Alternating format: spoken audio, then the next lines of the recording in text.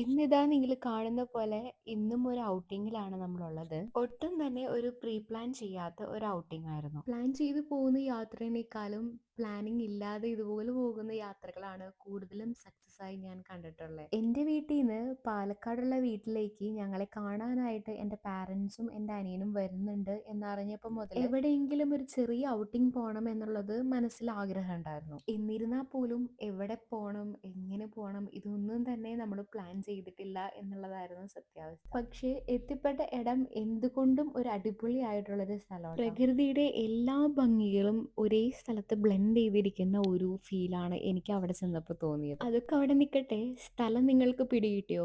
എനിക്ക് തോന്നുന്നു എല്ലാവർക്കും അത്രയ്ക്ക് സുപരിചിതമല്ലാത്തൊരു സ്ഥലമാണെങ്കിൽ പോലും പാലക്കാടുകാർക്ക് മേ ബി ഇത് മനസ്സിലാവാനായിട്ട് ചാൻസ് ഉണ്ട്. അതെ, ശരിയാണ്. പാലക്കാടുള്ള ബ്രിട്ടീഷ് ബ്രിഡ്ജിലാണ് നമ്മൾ ഇന്ന് പോയിരിക്കുന്നത്. ബ്രിട്ടീഷ് ബ്രിഡ്ജ്, അതിന്റെ പേര് കേട്ടാൽ തന്നെ അറിയാം എന്തോ ഒരു ഹിസ്റ്ററി മറഞ്ഞിരിപ്പുണ്ടെന്ന്. അവിടെ പോവുകയും ഇത്ര നേരം ടൈം സ്പെൻഡ് ചെയ്തിട്ടും എന്താ ഹിസ്റ്ററി എന്നൊന്നും ഞാൻ ചെകഞ്ഞൊന്നും നോക്കിയില്ല കേട്ടോ.